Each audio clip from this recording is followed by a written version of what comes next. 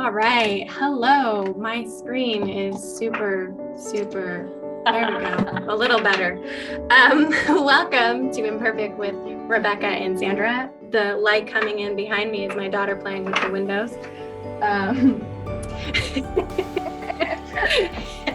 Welcome, like I said, welcome to Imperfect. Yes. So how was your day, Rebekah? Oh, my day was fabulous. I actually had my last day of work, like traditional work. And so I'm really excited for this whole new adventure of, starting a new chapter in life. And so how was your day? I heard that you had today off. I did. It was to watch this one. It was pretty good. She took a 3-hour nap, which is newish. Yes. You waving. We went to the park, but she scraped her eye. I think it was because she was holding this stick. She likes to grab sticks off the ground and carry them with her. It's fun. I'm already starting. We do have a backpack for her diaper bag, but my mom used to tell me how I would pick up rocks and stuff and give them to her. And I was like, oh, it starts real early. Okay. Real early. I have a whole, it's a vase and it's full of all the rocks that the kids would give me. And I have kept them out, and then it overfilled into another. Yeah. It's so cute because it's the little tokens of love. Yeah. Yes. That's funny. I love it. I love it. So today we are going to kind of talk about our kids a lot. It has a lot to do with them, but why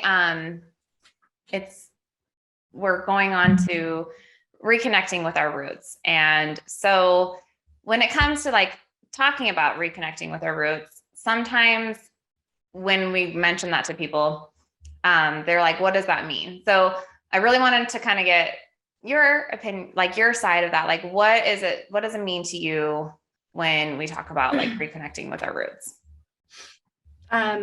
Yeah, that's a good question. I never thought about anyone questioning it, but it makes sense because I had mentioned probably in our first episode that I am Mexican American. My grandparents are from Texas, and so are my parents. They were our families were migrant working families. So they went from Texas all the way up to Washington and back down into the small town in Oregon that they ended up in. So for me personally, it's connecting with the Mexican and Spanish side of my ethnicity. While I have always claimed that, and I feel the culture of both, because we do have a few traditions during Easter and Christmas that come from Mexico. I don't really know the whole story behind them, Yeah. So it's something that I'd really like to learn. For Easter, since that's coming up, we have these egg shells with confetti. They're called cascarones, I believe. What is it called? Cascarones, I think. I'll have to look it up. Okay. And I have no idea what it's for. But my brother, who's the oldest, which I also failed to mention, I have 2 older brothers. One is 8 years older than me, and one is 4.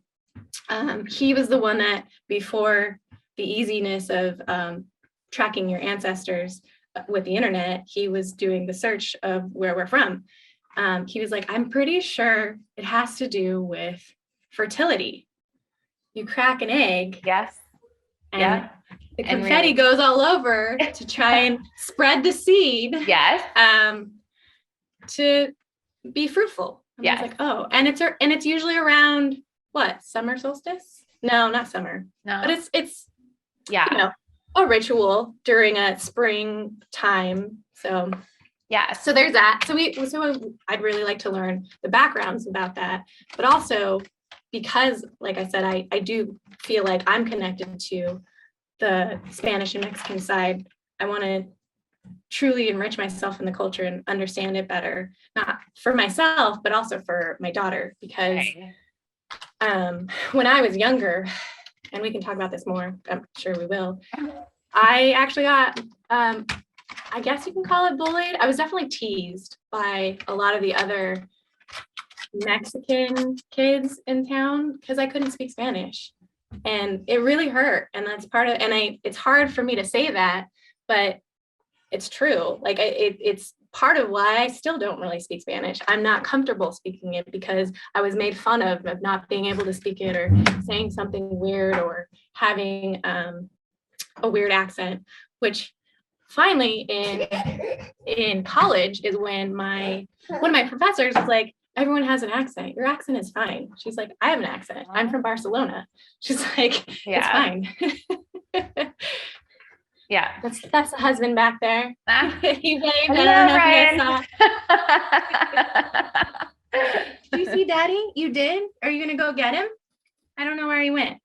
But yes, so that's a huge thing. Like, not only like I was ashamed of being what I was in a sense, which is really hard to even explain. Even now, I'm like, I don't know. That must be what it was.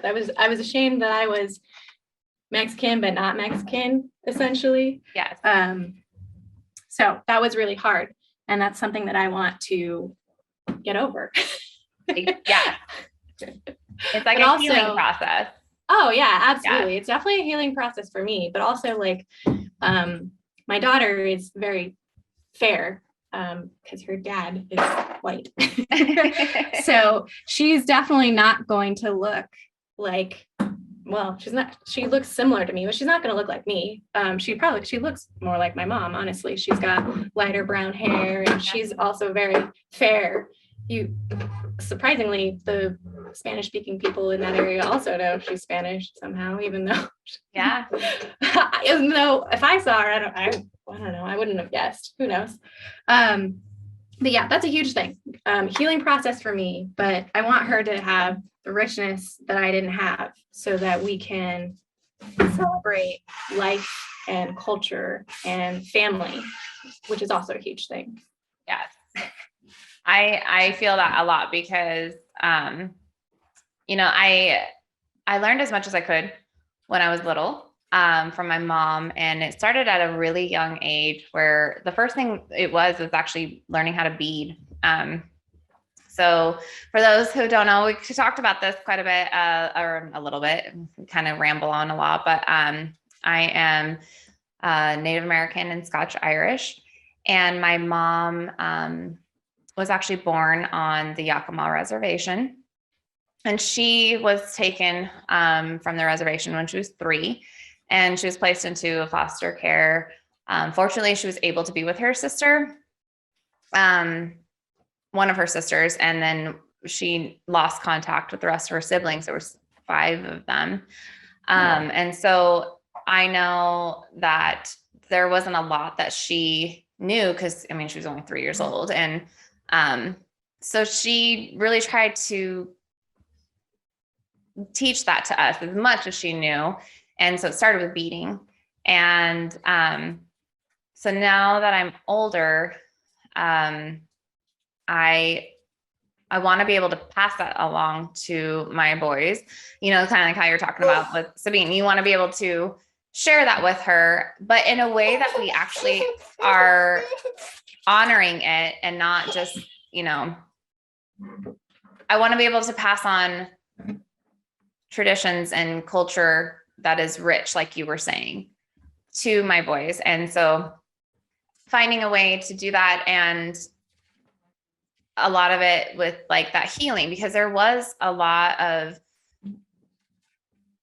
emotional trauma, I think, that my mom never really addressed. And so it was hard for her to want to like pass that on to us because she had a lot that she needed to like work out with herself. And so I resonate so much with not speaking the language, not practicing it. When I started dancing, I was like in 5th grade. And that was when my mom really started finding people who could teach us more, even if they weren't from our actual tribe. And so I started dancing, and I went to a powwow, and it was the same thing. Like I was too fair. I didn't speak the language. I wasn't from the same tribe. And then my dad showed up and they're like, oh, like, oh yeah, it was like, I didn't belong. And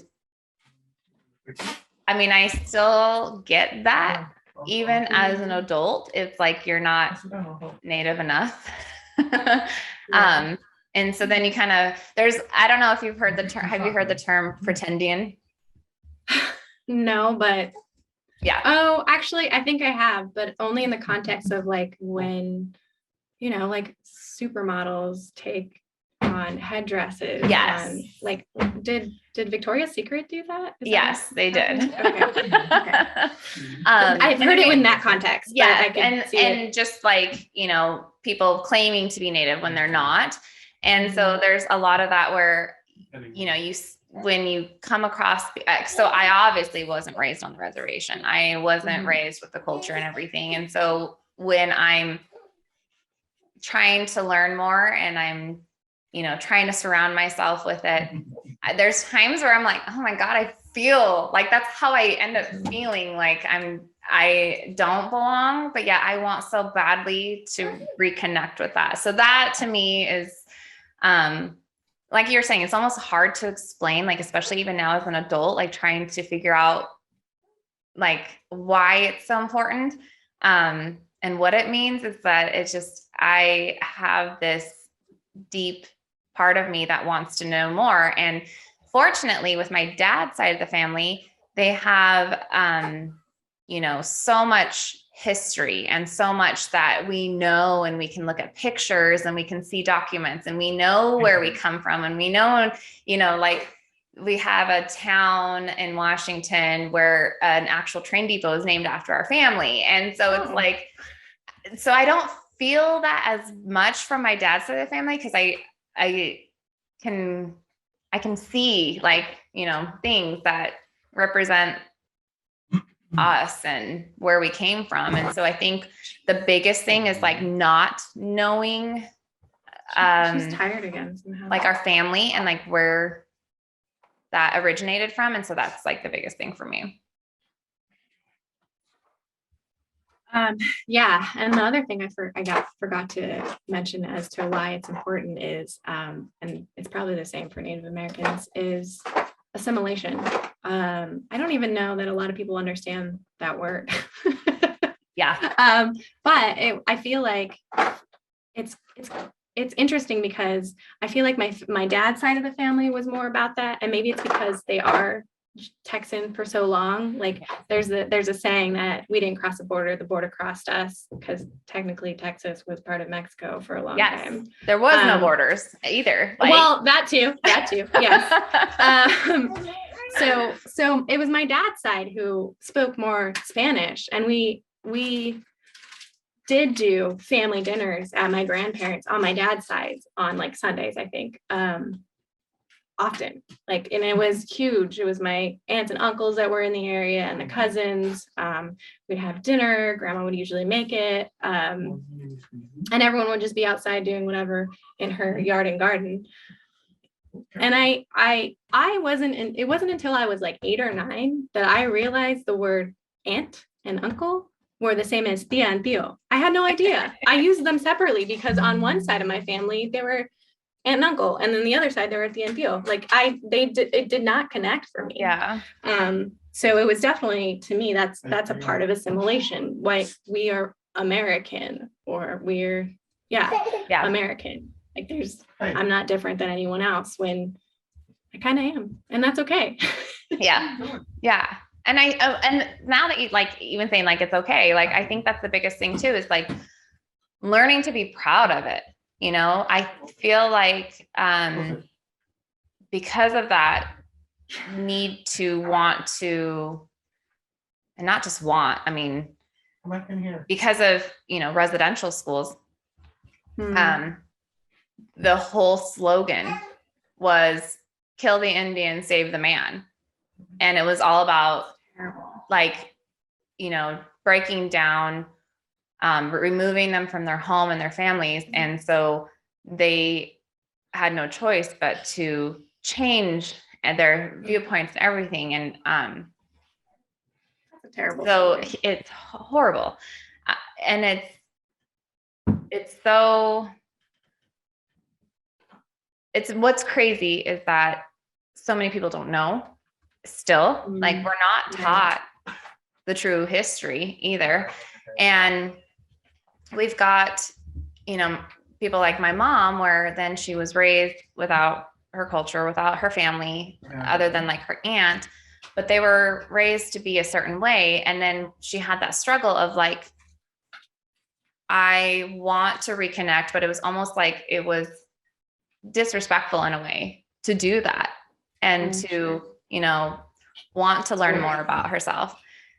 And so it's the same thing. Like, you work really hard. There's a lot of families who refuse to teach their children their languages because of that, because they wanted them to fit in more and not be judged. And, it was dangerous at one point to want to speak your own languages and, practice your cultures.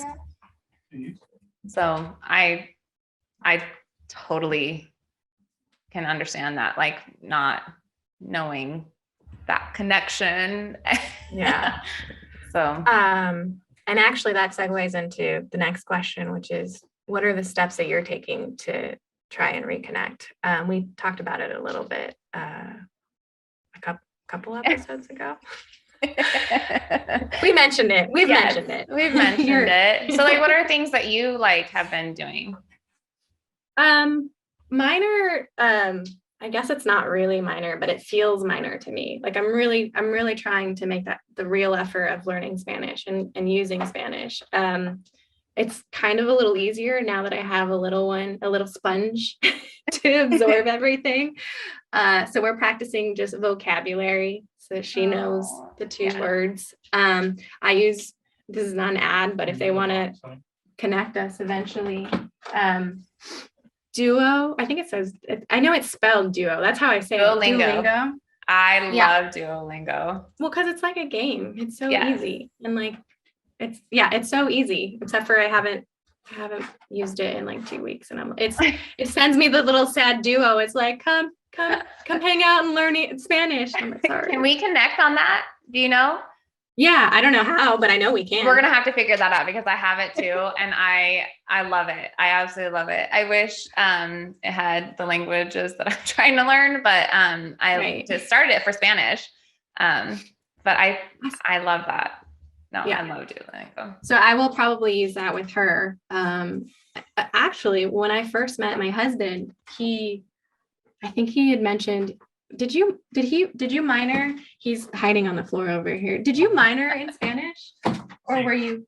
Oh, so he minored in Spanish in college. Well, I didn't finish my minor. Oh, he technically didn't finish it, but he minored in. He needed 2 more classes. He needed 2. Of course, he got lazy. He needed 2 more classes and he didn't do it. Oh no. So when we first met, I was like, I'm going to only talk to you if you talk to me in Spanish. So we would message in Spanish, and we both prefer writing because it's easier to us, but really we need to practice speaking it. He's probably better at the semantics and like changing the conjugation of words, whereas I'm just like words. But I also know I know more dialect. So I'll say things that he'll be like, what? I don't understand. I'm like, it's just slang. I have to remember. Not proper. We're not doing proper Spanish. Right now, which, I mean, when you think about it, not every area in wherever you are has their own dialect of that language. So it's not proper to someone, but it is to that area. Yes. Oh my gosh. So. Speaking of dialect, so this area, so like the Pacific Northwest, like the Yakima speak a dialect of Sahaptin. And so a lot of people can, from like the Nez Perce to Umatilla to Yakima, depending on if, that certain dialect, they can probably pick up a lot of different words and phrases and stuff. And so I am not even going to try and pronounce the dialect of the Yakima because I always say it wrong, but it is such a hard language to try and learn on my own. I actually got a dictionary and I was like, I don't even know if I'm saying this correctly, but it was so much fun when we went to the buckskin camp. And so we went and we were able to learn how to traditionally tie on a buckskin. And I took my boys and it was so much fun. I think they were all from Umatilla tribe, but I was very humbled that they let us come and be a part of that. And but there are certain words that they're saying, I'm like, oh my gosh, like listening to other things. Cause there's the book that I got. I've been reading a lot of books, but there's a book that I got for the dictionary. And then my mom had some CDs of stories and they were all from Virginia Beavert. And my dad actually just got me a couple more books and one of them was from Virginia Beavert. So I'm like super, super excited. And so listening to, I was like, oh my gosh, that sounds really familiar. Like, I think I kind of maybe know what they're saying. And then I'm like, oh my gosh, I have no idea. But the dialects it's just like the proper of like, English or what we might like soda and pop. Right. Yeah. I was going to say, and you're hearing them speak it in speaking speed. Whereas like, that's right. My husband and I talk about this all the time. That's the hard part about when we're talking to native Spanish speakers is their speed. Like some people you can hear like people who have been in the United States for a while that speak Spanish, we can usually understand them. People from Mexico are like, whoa, super fast. And people from like Cuba and Puerto Rico, I actually have a hard time with their dialect because they pronounce things differently, and I think I know the word you're saying, but I have no idea what you're saying. Yeah. So not only the dialect that you're hearing, but the speed that they're speaking was probably part of your why you're like, maybe. Yeah, maybe. And really probably not. Maybe I'm thinking I hear something. I don't know. But that is like, I want to learn that so bad. Even if it's just enough to carry on like simple greetings. Like I would be okay with just starting with that. My dad actually took classes. Yeah. Yeah. So my dad is amazing. Like I can't even describe how amazing my dad is. So, he really like was so extremely supportive of my mom when she wanted to like learn more. I remember we were actually at a family camp. And there was I don't remember if he was like a counselor there or if he was a guest speaker or something that we had there. His name is Martin Broken Leg. And it was like the beginning of my mom's like big journey and of reconnecting and finding out who she was in like her family. We were getting ready to leave the camp and he had this talk with my mom. And it was like the only time I remember ever seeing my mom like break down and cry. And she was like, I can't go. I have to stay. And my dad was like, okay, well, you stay and you work with him and, do whatever it is that you got to do. And we all went home and she stayed. And that was the year that I started dancing. That was the year that like, I don't know if he was the one who helped connect my mom with the people that we ended up meeting to kind of learn more from. The things we do as moms to entertain our kids. And if you're listening to this and you're not watching it, Zandra's just waving with a ridiculous smile. Yeah.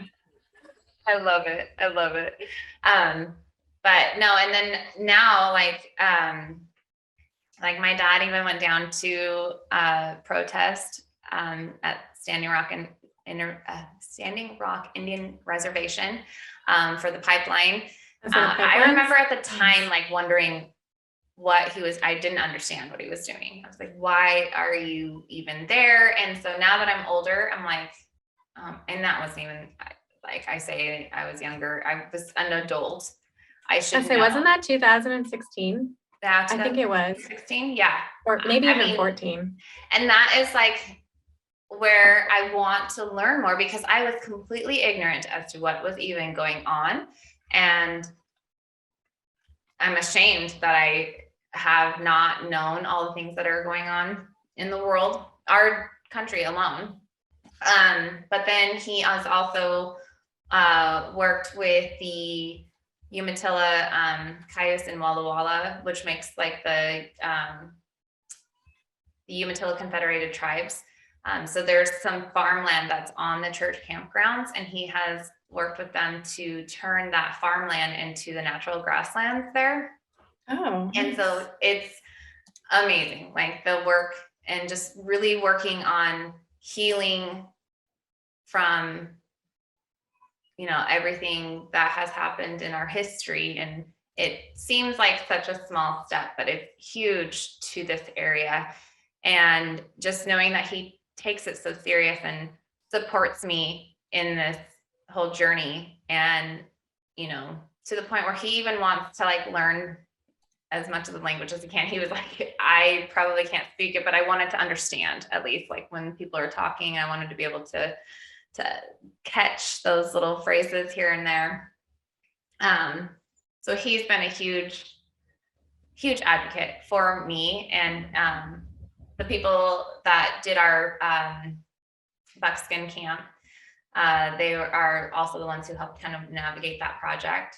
And so they're just amazing. And so I've been extremely blessed to have my dad in my corner for this whole thing, and my journey and with the kids. So that is really awesome. I know. What do you think how are you going to continue this? I'm sure you have lots of plans. Like the buckskin was probably just the beginning. It was just the beginning. Yes. So actually last September, I was going to also go to, they call it a camas camp. So like the camas route. I had just started my new job, and I didn't want to ask for the time off. And I, like, now looking back, I'm really kicking myself for it. But I'm planning on going to that this fall. And kind of and I want to take the boys with me and expose them to that as well. I actually just barely got enrolled with my tribe back in 2017. So my mom found out that us kids were actually able to do that. And so it's been just this year that it kind of got, or no, it was last year that it kind of got finalized. And so I want to take the kids and go to the reservation. I have actually never stepped foot on our reservation, which is really sad. My brother and sister actually went when they were younger with my mom, but it was never something that we did. And I don't know if that was something that was harder for her to do when she was younger or not. So I'm actually going to try and get my auntie to go with me as well. And then, I'm working on my new regalia, and the boys want to start dancing. So fingers crossed that I can get everything done before they're like too cool and don't want to do that anymore. And right. Try and go to as many powwows as we can, just to share that experience with the kids. A part of me wants more like the tradition, like the cultural part of it, not just like the flashy powwows.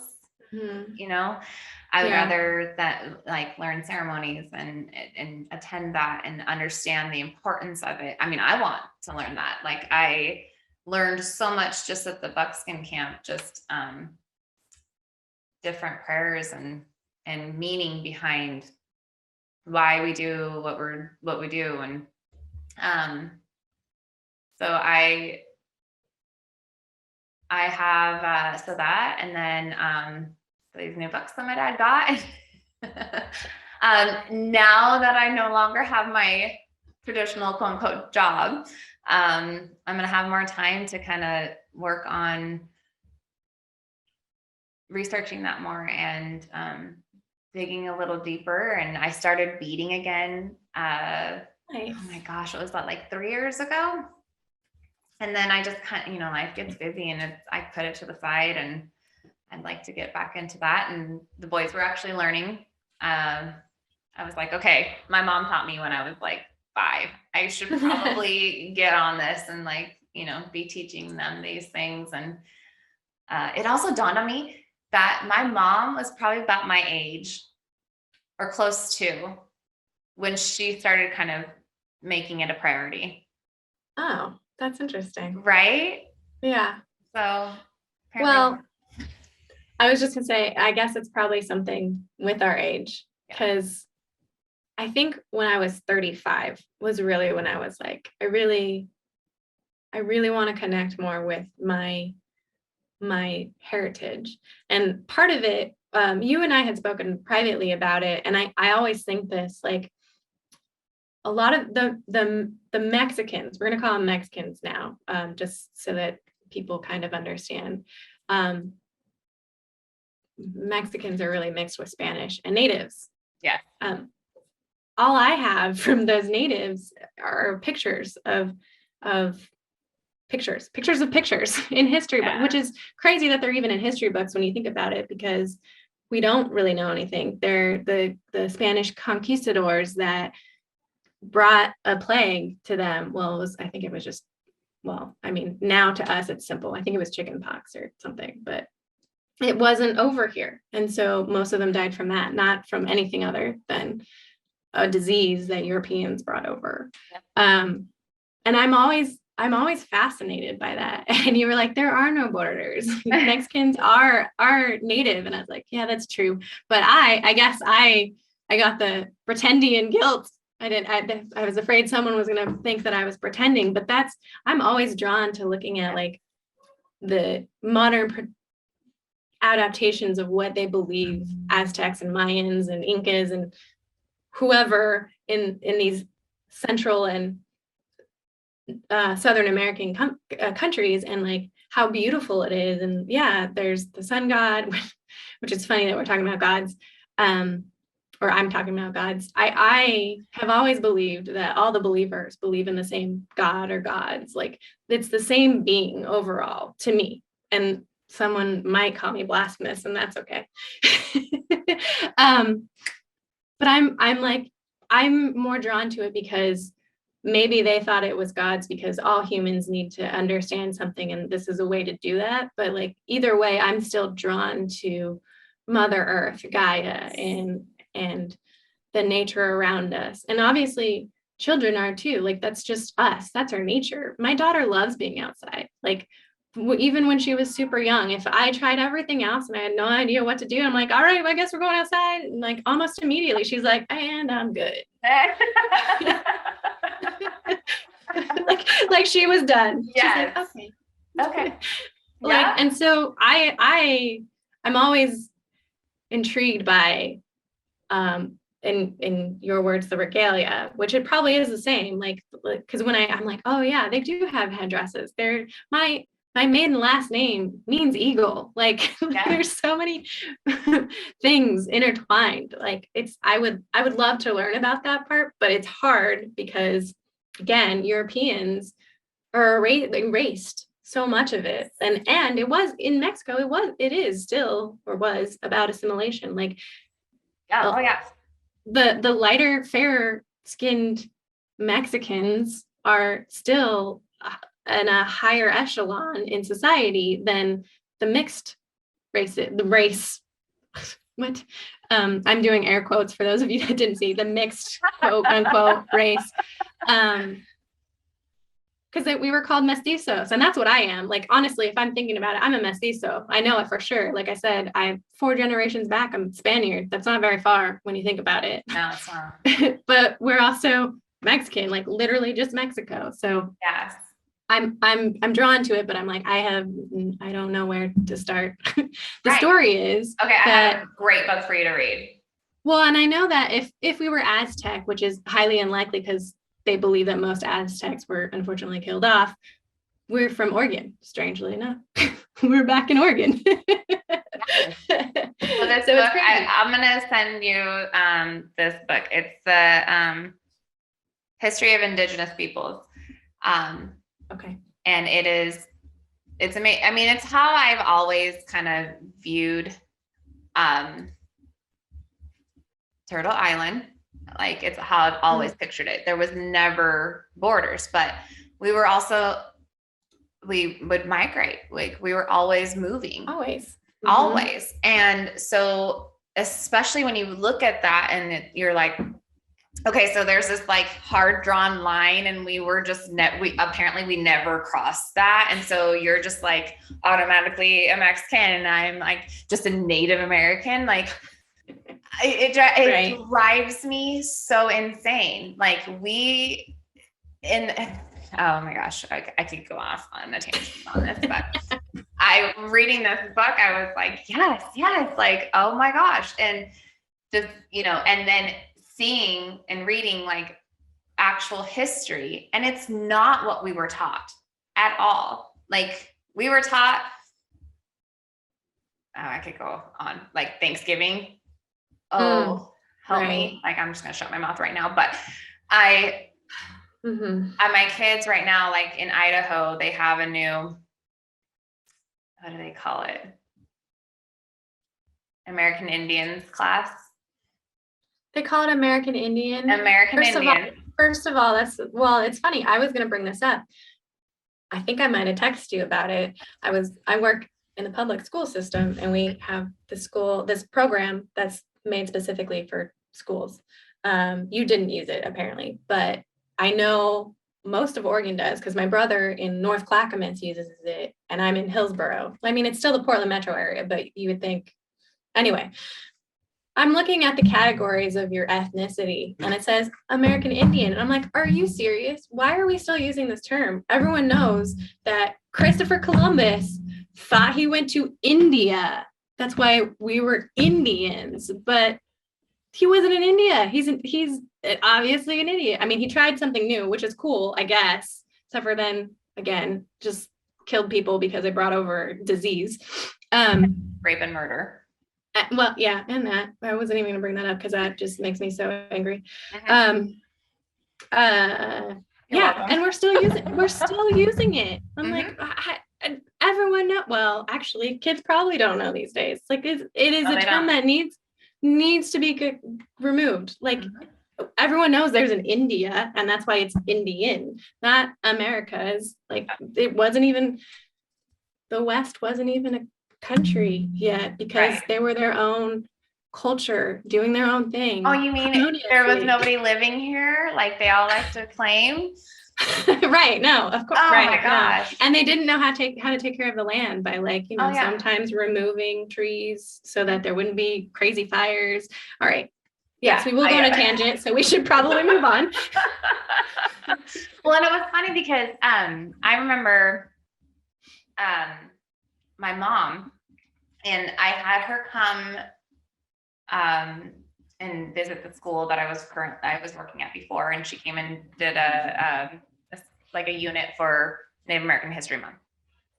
And love my mom dearly, but she was like, I'm an Indian, and that's what I've always called myself, and that's what I am. And I was like,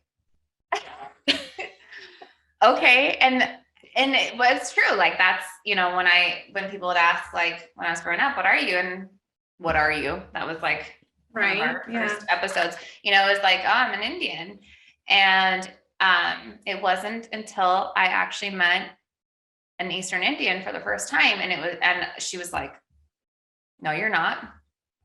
And then we had a whole conversation about it, but we had like a real good, and I was like eye-opening because I had never even thought of, because we were never taught, we never knew that. And loved her for that, by the way. Oh yeah, I can see that. I can't remember what her name was. I really wish I could remember her name, but she was just amazing. And so then, and not in a rude way. It was like you get to, yeah, anyway. So, but when you come across a lot of, She needed a snack.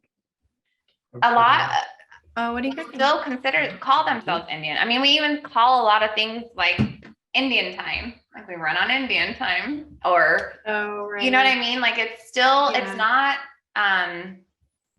it's not a super derogative term. I don't know. That's not the right word I'm looking for. What's the word I'm looking for? I think that is what you're looking for, though. Like it's because it's not considered derogative, but it's Derogatory? yeah. Calling Native Americans Indian. Because it's not, I mean, because Indian itself is not a derogative term. Right. It's misused. Yes. Yeah. It is And misused. so I don't know. I feel like it's definitely with our younger generation, you know, trying to write our history, you know, rewrite or not rewrite, like to right the wrongs, you know, like, and educate ourselves as well as other people. And so it's not something that a lot of, like my mom, I mean, even my aunt, she refers to herself as an urban Indian. So it's not like a bad thing to a lot. And then, but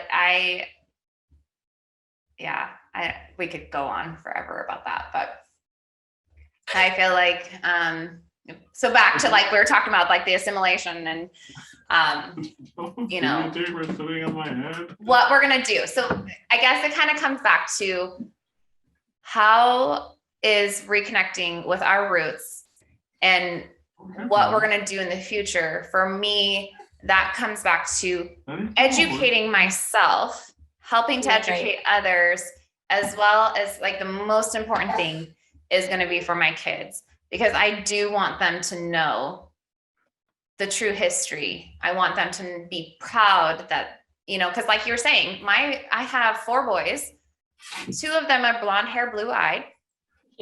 Like as they're getting older, it's getting a little bit darker, but you would never like look at them and say, oh yeah, they're totally native. Like there's number one. No. Number 4 is finally, his hair is finally blue eyed, right? But it's like, you look at me and you're like, how did she have? Is QP blue eyed too? Number 1. Mm-hmm. Number Yep. 1. Yes. I couldn't remember his eye color for some reason. It was definitely bluer when he was younger. Right. Now that he's gotten older, his eyes remind me more of my dad's, like that kind of crystally blue look, but Dexter's are like blue. I'm like, holy cow. And it's, you know, so I want them to know where they came from. I want them to be proud of it, even though they might not have that quote unquote, I'm doing the quotes now, like look, because I feel I love, what's the one, there's a couple Instagram pages that we follow. I love that they have really highlighted lately Afro-Indigenous people, because you know, it's the same thing, like, oh well, you're not Indigenous, like, yeah, actually I am. I love that and all the different colors of Indigenous people, because you are Indigenous, you are Native, you are from here. And that's like when we were texting, I was like, yes, you. I know. Actually, my husband says it all the time. He's like, I had mentioned, I think in our first episode, I said, yeah, he thought I was Middle Eastern originally before he saw my last name. But now he's like, if you look anything, you look Native American. He's like, I don't. Yeah. Yes. So, I just have a hard time, like, I don't know, accepting. See, this is about healing and accepting. And I hope that, yes, it is about also telling history, all the history, or as much as we can, because and not the whitewashed history. Yeah, a lot of it has been erased or just washed over. Like whitewashed. She already said whitewashed. My husband back there, I don't know if you heard him, but he was like, whitewashed. Love it. I love it. Well, and that's why I feel like I'm so proud of my dad, and like it gives me more comfort in knowing of what I'm like learning and stuff, because he is, he's Caucasian, and knowing that he is wanting to learn more and wanting to get that history out and the truth out. It gives me more confidence and courage to want to embrace that more, because there's times that I just don't feel Native enough, but I am. And a lot of that is just learning to accept that and be proud of that. So, being proud definitely is another thing, because it wasn't really something that we were taught to do with our ethnicity part. And we had talked about that before too, like with our parents or even our grandparents or great grandparents. I mean, there was times that it was dangerous to, speak your language or, so they never wanted to pass that down in the languages. And, you weren't supposed to be proud of it. You were supposed to like hide away and hide who you are. And so, which is crazy, because it still happens too. I have a friend in Texas. She was one of the counselors at my high school, but she ended up going back to Texas, and she would speak to me in Spanish, but then she would remember, because I would reply in English. She's like, I forget you don't speak Spanish. And then so I told her the whole story, and she's like, oh, I told her my grandparents and my parents were Texas. She's like, oh yeah, for some reason, she's like, yeah, people look down on you when you speak Spanish. And I'm like, that doesn't make any sense. You know 2 languages at least. That means your brain already knows how to it knows how to think differently, and like it's more creative and open. Like that shouldn't be a negative. That should be a positive always, regardless, whatever language it is. Always. You should only speak American. I hope you can't hear my husband in the background. I can hear him. His silly comments. This is him being silly. But hey, you can also hear that's the beans language. We accept it. See, acceptance. She has some sign usually with it. It's either pointing or baby sign language. So hey, baby mom, it's time to go. Yeah, I think she is. She's like, wrap it up, Mama and Auntie Bex, let's go. Oh, I love it. Dinner time. Actually, it is about dinner time. I know. I agree. Like, we probably should wrap it up, but I love this. This is why it was so important to Zandra and I to do this, because we are totally going through this at the same time, like, and just having somebody else to talk to and validate each other and to work through this together and share our journey and our struggles with it, and being able to, be each other's cheerleaders and, encourage each other to keep going, is so important, because you are who you surround yourself with. And so I hope that you guys, if you're still listening and this is like something that maybe really resonated with you, with, maybe you're trying to reconnect with your roots, wherever those roots may be, keep going for it. Like, it's so important. And even if it's like a million different roots, like, like that's going to be my children and their children. It's going to be, and all the children eventually. all the children everywhere. Yeah. There's going to be one non-race ethnicity. Yeah. Yeah. All right. Well, thanks for hanging out with us. Did you have something else to say? No, I was actually going to say the same thing. Thanks for hanging out with us. I was going to say also just, maybe leave a comment. Where are you finding your resources? And we'll try and put our resources up wherever we can, or follow the people that we follow. That's going to be more of an Instagram thing. That's our more active following. Yeah. So if you guys, if you don't already, we are on Instagram and Facebook. You can find us under Imperfect with Rebekah and Zandra. I think the short form of that is Imperfect WR&Z. Correct. And so you can also listen to us on Podbean, Spotify, and Apple. And then we also are on YouTube. So if you're watching us on YouTube, then you can also listen to us maybe on your drive.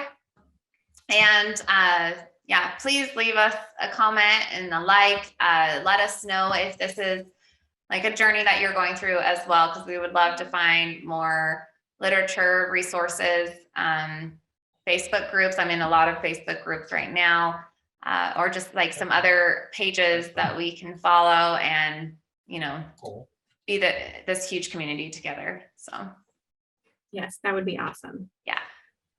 Until, All right. Thanks for hanging out with us, guys. see you next week. Have an perfectly beautiful day. Bye. Bye.